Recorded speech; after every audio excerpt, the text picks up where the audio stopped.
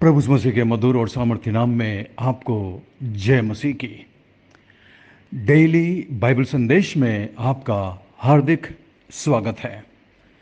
आज 30 अप्रैल है और परमेश्वर को धन्यवाद कि उसने हमें फिर से एक नया दिन दिया है, एक नया सवेरा दिया है, ताकि हम अपने जीवन के चाल चलन, सोच विचार और आचरण के द्वारा उस परमेश्वर को महिमा दें जिसने हमें आज की ज़िंदगी दी है। बहुत बहुत धन्यवाद कि आपने आज के संदेश को सुनने के लिए समय निकाला। मेरी प्रार्थना है कि इन डिवोशंस, इन संदेशों के द्वारा परमेश्वर हम सब के दिलों से बातचीत करे और हम परमेश्वर के प्रेम और उसके अनुग्रह की गहराई में बढ़ते जाएं। आज के मनन के लिए इब्रानियों की किताब 8 अध्याय को हम पढ़ेंगे और मेरी प्रार्थना है कि आप समय निकालकर प्रार्थना के साथ इस अध्याय को जरूर पढ़ेंगे। 8 अध्याय और उसकी पहली आयत से यदि हम पढ़ें तो यहाँ पर हम पाते हैं कि प्रभु यीशु मसीह हमारा सबसे बड़ा महायाजक है। क्यों? उसका कारण ये था कि दुनिया में जो महायाजक थे वो मनुष्यों के द्वारा बनाए गए तंबू में सेवा करते थे, जो कि टेम्पररी था, थोड़े समय के लिए था।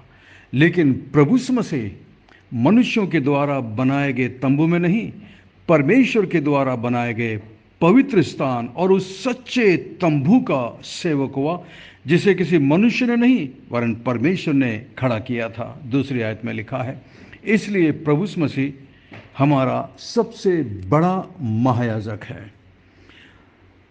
और दूसरी मुख्य बात इस अध्याय में जो देखते हैं वो ये है, 7वीं आयत को यदि हम पढ़ें तो वहाँ पर लिखा है, क्योंकि यदि वो पहली वाचा निर्दोष होती तो दूसरी के लिए अवसर न ढूंढा जाता, पर वे उन पर दोष लगा कर कहता है।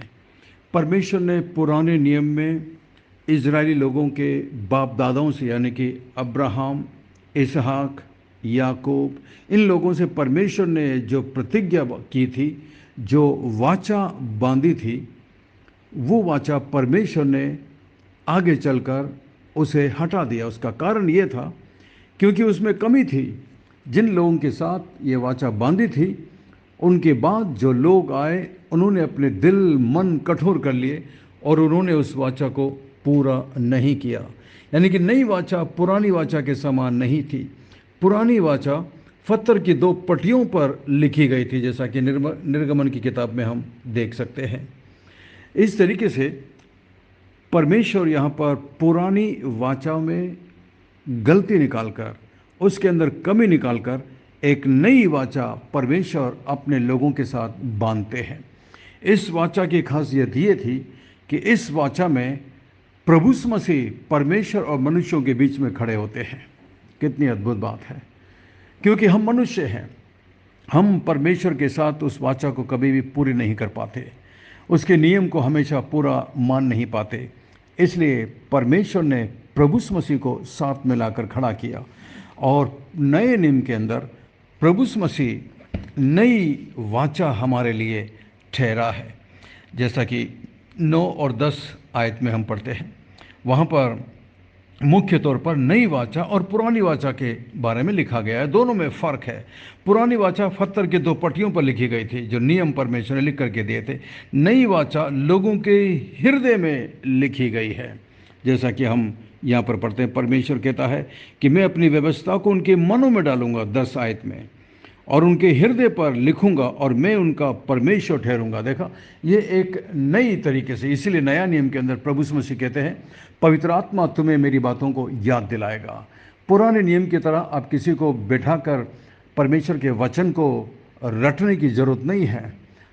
नया नियम के अनुसार पवित्र आत्मा आज हमारे अंदर है, हमारे बीच में है, और पवित्र आत्मा हमें परमेश्वर के वचन को लेकर याद दिलाता है। यह है नई वाचा। आना, जिस तरह यहाँ पर 9 आयत में लिखा है, ये उस वाचा के समान ना होगी जो मैंने उनके बाप दादों के साथ उस समय बांधी थी, जब मैं उनका हाथ पकड़कर उन्हें मिस्र से निकाल कर लाया था, क्योंकि वे मेरी वाचा पर स्थिर नहीं रहे, इसलिए मैंने उनकी सुधि ना ली। प्रभु यही कहता है, उन्होंने परमेश्वर की वाचा की सुधि नहीं ली, इसलिए अब परमेश्वर दोबारा से वाचा बांधता है। और उस वाचा के बारे में परमेश्वर यहाँ पर बातचीत करता है 10 में।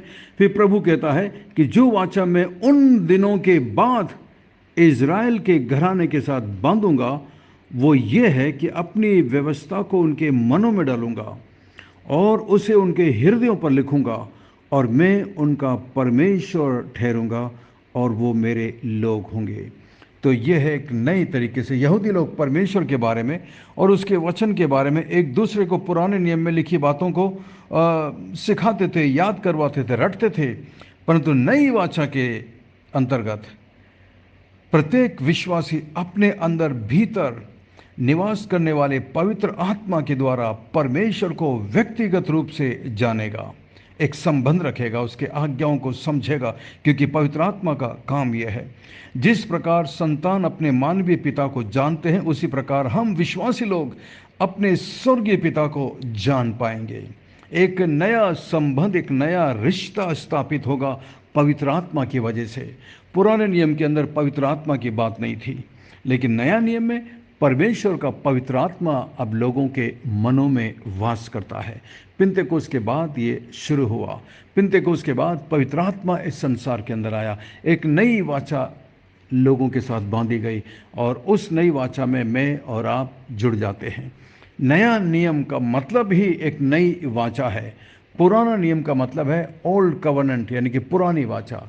नया नियम यानी कि नई वाचा, और नई वाचा में हम प्रभु मसीह हमारा मुखिया है, प्रभु मसीह हमारा मुख्य अगुवा है, जो हमारे लिए इस काम को करता है। पवित्र आत्मा को वो भेजता है और पवित्र आत्मा हमारे दिल में वास करता है। कितनी अद्भुत बात है, क्योंकि प्रभु मसीह ने खुद कहा था कि इस रीति से परमेश्वर को जानना अनंत जीवन प्राप्त करना है।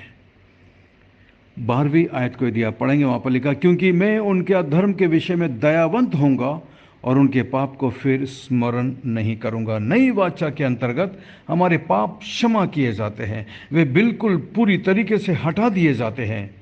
मसीह के अपने शरीर के सिद्ध बलिदान के द्वारा हम शुद्ध किए जाते हैं। हम शुद्ध होने के नाते परमेश्वर की उपस्थिति में प्रवेश कर सकते हैं। कोई भी व्यक्ति केवल मसीह के द्वारा पवित्र और परमेश्वर की दृष्टि में ग्रहण योग्य बनाया जा सकता है, केवल यीशु मसीह के द्वारा। इस रीति से मसीह नई वाचा का मध्यस्थ ठहरा है, जैसा कि हम इब्रानियों 9 और उसकी 15 में हम इस बात को देख सकते हैं। इस कारण, जैसा लिखा है 9 का 15 में, इस कारण वह नई वाचा का मध्यस्थ है, ताकि उसकी मृत्यु के द्वारा जो पहली वाचा के समय के अपराधों से छुटकारा पाने के लिए हुई, बुलाए हुए लोग प्रतिज्ञा के अनुसार अनंत मीरास को प्राप्त करें। यह है आपके लिए और मेरे लिए लिखा है। बुलाए हुए लोग, प्रतिज्ञा किए हुए लोग, आपके लिए और मेरे लिए। नया नियम में परमेश्वर एक नई वाचा बांधता है, जिसमें आप और मैं जुड़ जाते हैं। इस प्रकार पद 8 से लेके 12 में लिखी बातों के अनुसार हम देख सकते हैं कि नई वाचा कैसी है। ये पवित्र आत्मा की वाचा है, जो लोगों के हृदय में लिखी गई है। यही कारण है कि पौलुस अपने आप को और अपने साथी प्रेरितों को नई वाचा के सेवक कहता है। पत्र के सेवक नहीं, बल्कि पवित्र आत्मा के सेवक। 2 कुरिन्थियों 3 और इसकी 6 में आप पढ़ सकते हैं। इसके अतिरिक्त अगर नई वाचा आ गई है, तो पुरानी वाचा अब अप्रचलित होकर शीघ्र ही खत्म हो जाएगी। पुरानी वाचा एक मोमबत्ती के प्रकाश के समान है, जब सूर्य निकलता है तब उसकी कोई ज़रूरत नहीं होती। जैसा कि यहाँ पर लिखा है 13वीं आयत में, नई वाचा की स्थापना से, इब्रानियों 8 और इसकी 13 में, नई वाचा की स्थापना से उसने पुरानी वाचा को, प्रथम वाचा को पुरानी ठहरा दिया। और जो वस्तु पुरानी और जीर्ण हो जाती है, यानी कि पुरानी हो जाती है, खंडर हो जाती है, तो उसका मिट जाना अनिवार्य है।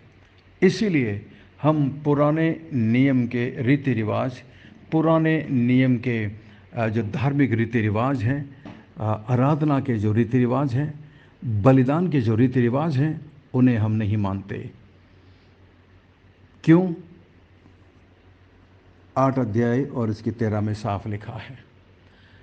फिर भी समझ में नहीं आता क्यों बहुत सारे लोग पुराने नियम के रीति रिवाज के अनुसार जीवन जीते हैं। पुराने नियम के अंदर जो सिस्टम दिया गया उसको मानने लगते हैं, चोगा पहनते हैं, फादर कहलाते हैं, अपने पापों को फादर से अंगीकार करते हैं, कन्फेस करते हैं। ये सब कुछ पुराने नियम के अंदर था, नया नियम की बात नहीं है। पता नहीं क्यों आज भी प्रीस्ट है, जबकि प्रीस्ट की कोई ज़रूरत नहीं। ये मैं नहीं कह रहा हूँ, परमेश्वर का वचन इब्रानियों की किताब में इस बात को साफ कहता है कि यीशु मसीह अब हमारा महायाजक है, कोई मनुष्य नहीं। आप और मैं सचमुच में धन्य हैं कि हम नया नियम के समय पर जीवन जी रहे हैं। नई वाचा, मैं तुम्हारे पापों को क्षमा कर दूंगा, हमेशा के लिए मिटा दूंगा। पुराने नियम के अंदर बकरों का लहू, जानवरों का लहू उनके पापों को हमेशा के लिए मिटा नहीं सकता था, ढांप सकता था। लेकिन नया नियम में यीशु का लहू हमें हमारे पापों से शुद्ध करता है, क्षमा करता है। अपने आप को जांचिए और परखिए कि क्या आप इस नई वाचा के अंतर्गत परमेश्वर से प्रेम करते हैं, उसकी आज्ञा का पालन करते हैं और उसे प्रसन्न करने वाला जीवन जीते हैं। ये सबसे मुख्य है। आइए हम प्रार्थना करें। स्वर्ग में विराजमान जीवित और जिंदा परमेश्वर, अनुग्रहकारी दयालु पिता, विलंब से कोप करने वाले अति करुणामय परमेश्वर, धन्यवाद, धन्यवाद, धन्यवाद प्रभु। आपके प्रेम के लिए धन्यवाद, आपकी आशीषों के लिए धन्यवाद प्रभु, धन्यवाद। महान परमेश्वर, मैं प्रार्थना करता हूँ इस वक्त मेरे साथ मेरे जितने भी मसीही भाई और बहन जुड़े हुए हैं, मैं प्रत्येक के लिए प्रार्थना करता हूँ, प्रत्येक पर अनुग्रह करना प्रभु जी। जो भाई इस वक्त किसी भी प्रकार के कर्ज में है, निराश है, दुखी है, बीमारी में है प्रभु जी, आप अपने हाथों को बढ़ाकर छू लीजिए मान परमेश्वर, एक आश्चर्य कर्म उनके जीवन में करिए। मैं प्रार्थना करता हूँ मेरी बहनों के लिए जो इस ग्रुप से जुड़ी हैं प्रभु जी। मैं जानता हूँ प्रभु इनमें से कई दुखी हैं, निराश हैं, बीमारी की वजह से, आर्थिक तंगी की वजह से, पारिवारिक समस्याओं की वजह से। आप अपने हाथों को बढ़ाकर छू लीजिए प्रभु, एक आश्चर्य कर्म करिए प्रभु जी और चंगाई देना मान परमेश्वर। मैं प्रार्थना करता हूँ मान परमेश्वर सिस्टर सिंथिया के बहन के लिए प्रभु जी, जो तकलीफ में है, बीमारी में है प्रभु जी, आप उन पर अनुग्रह और दया करना प्रभु। मैं प्रार्थना करता हूँ मान परमेश्वर सिस्टर एंडिरा के लिए प्रभु, उनके बेटे के लिए, उनके परिवार के लिए मैं प्रार्थना करता हूँ, उन पर अनुग्रह और दया करना मान परमेश्वर, क्योंकि आपके लिए कुछ भी मुश्किल नहीं है। मान परमेश्वर मैं प्रार्थना करता हूँ आंटी आशा के लिए, प्रार्थना करता हूँ आंटी प्रेमला के लिए, प्रार्थना करता हूँ आंटी गीता के लिए प्रभु जी। आप इन पर अपनी कृपा, अपनी अनुग्रह, अपनी दया बनाए रखना। इस उम्र में भी प्रभु ये आपसे प्रेम करती है और हमारे लिए एक आदर्श है प्रभु जी। मैं प्रार्थना करता हूँ सिस्टर सुनीता के लिए, उनके बेटे के लिए, उनके परिवार के लिए प्रभु, आपकी दया, आपका अनुग्रह उनके जीवन पर निरंतर बनी रहे। प्रार्थना करते हैं मान परमेश्वर सिस्टर रियाना के लिए प्रभु जी। मैं प्रार्थना करता हूँ रेनेल के लिए प्रभु, अमित के लिए और ट्रेवर के लिए मैं प्रार्थना करता हूँ मान परमेश्वर, इन पर अपनी कृपा, अपनी दया बनाए रखना मान परमेश्वर। मान प्रभु जो दया प्रभु आपने अभी तक हमारे जीवन पर किया है, उसके लिए हम दिल से आभारी हैं, धन्यवादी हैं प्रभु। प्रार्थना करता हूँ सिस्टर मैगी के लिए प्रभु जी, ब्रदर गैरी के लिए प्रभु, उनके परिवार पर तेरी आशीष, तेरी कृपा बनी रहे मान परमेश्वर, क्योंकि आपके लिए कुछ भी मुश्किल नहीं है प्रभु। अनुग्रह कर, दया करना मान परमेश्वर। मैं प्रार्थना करता हूँ मान परमेश्वर सिस्टर जॉन दत्ता के लिए प्रभु जी, उनके परिवार पर भी तेरी दया, तेरा अनुग्रह बनी रहे। मिस्टर बनी के लिए मैं प्रार्थना करता हूँ मान परमेश्वर, अनुग्रह कर, दया करना मान परमेश्वर। जो तकलीफ उनके शरीर में है उसे छूकर चंगाई देना मान परमेश्वर, क्योंकि आपके लिए कुछ भी मुश्किल नहीं है प्रभु। मैं एलिस के लिए प्रार्थना करता हूँ प्रभु, आप उस पर अनुग्रह और दया करना प्रभु। जो बच्चे से आपने उसे आशीषित किया उसके लिए तेरा धन्यवाद। प्रार्थना करते हैं पुलकित और शालू के लिए प्रभु जी, आप उन पर दया करना प्रभु जी, उनके बच्चे को प्रभु तो सुरक्षित रखना, आशीष देना मान परमेश्वर। आपके लिए कुछ भी मुश्किल नहीं है प्रभु। मैं प्रार्थना करता हूँ मान परमेश्वर निरंतर शिखा के लिए और उनकी बच्चे के लिए प्रभु जी, आप उन पर भी कृपा करना, दया करना प्रभु। मैं प्रार्थना करता हूँ मान परमेश्वर आपके सभी दासियों के लिए प्रभु, जो इस ग्रुप से जुड़े हुए हैं प्रभु। सिस्टर दमयंती के लिए मैं प्रार्थना करता हूँ, सिस्टर बीना के लिए प्रार्थना करता हूँ प्रभु, तेरी कृपा इन पर निरंतर बनी रहे मान परमेश्वर।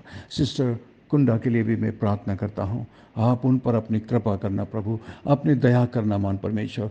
सिस्टर जोली के लिए, उनके बच्ची के लिए और उनके हस्बैंड के लिए मैं प्रार्थना करता हूँ प्रभु जी, आप उन पर अनुग्रह और दया करना मान परमेश्वर। आपके लिए कुछ भी मुश्किल नहीं है प्रभु। मैं सिस्टर के भाई के लिए प्रार्थना करता हूँ प्रभु, आप उन पर भी अनुग्रह और दया करना मान परमेश्वर। धन्यवाद, धन्यवाद, हमारी विनती प्रार्थना को सुनकर जवाब देने के लिए धन्यवाद। सब कुछ यीशु मसीह के मीठे महापवित्र नाम से मांगते हैं, आमीन, आमीन। आशा करते हैं आज के संदेश के द्वारा आप आशीषित हुए हैं। अगर आप आशीषित हुए हैं तो हमें ज़रूर लिखकर बताइएगा। यदि कोई विशेष प्रार्थना का निवेदन है या कोई संदेश सवाल है तो हमसे ज़रूर लिखिएगा, हम ज़रूर जवाब देंगे और आपको अपने व्यक्तिगत प्रार्थना में याद रखेंगे। परमेश्वर आपको बहुत बहुत आशीष दे। अंत में सवाल है, आज के डिवोशन के द्वारा परमेश्वर ने आपके दिलों से क्या बात की है? परमेश्वर आपको आशीष दे। God bless you, we love you, have a great day and take care. अपना ख्याल रखिएगा।